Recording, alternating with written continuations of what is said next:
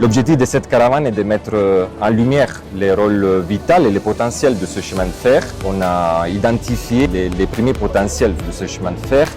Donc la première étape sera aujourd'hui à la Lopé, parce qu'il y a les potentiels liés au tourisme pour la visite de ce parc naturel qui est un des plus importants du pays.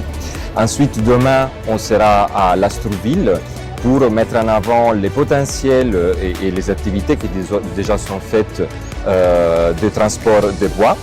Ensuite, on arrivera à Moanda pour les transports des minéraux. Et on terminera à Franceville samedi avec des activités liées plus au côté social du chemin de fer. Cette caravane met en avant ces nouveaux projets qu'on vient de mentionner, qui représentent les premiers projets financés par l'Union européenne dans le cadre de notre approche Global Gateway.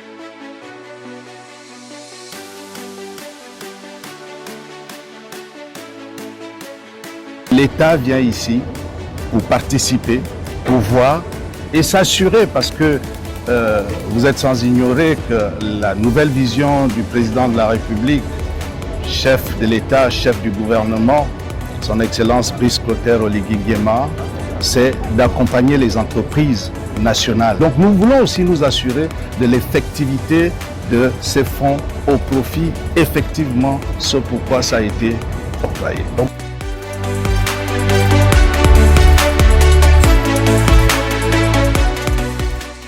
effectivement, dans le rail, l'Agence française de développement n'arrive pas dans le rail. Nous sommes partenaires depuis 2016 de l'État du Gabon et de la CITRAG pour soutenir quelque part la mise à niveau, la modernisation et la sécurisation du chemin de fer.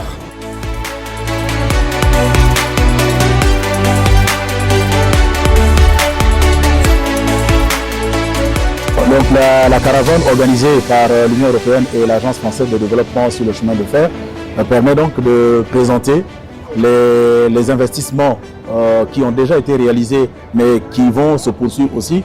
Parce que dans une première phase, nous avons eu le programme de remise à niveau de la voie ferrée dont l'objectif principal était de restaurer la capacité de la voie ferrée qui est de 16 sillons, donc 16 trains qui circulent chaque jour. On est aujourd'hui autour de 10 trains en moyenne, et donc atteindre la capacité de transport de 12 millions de tonnes.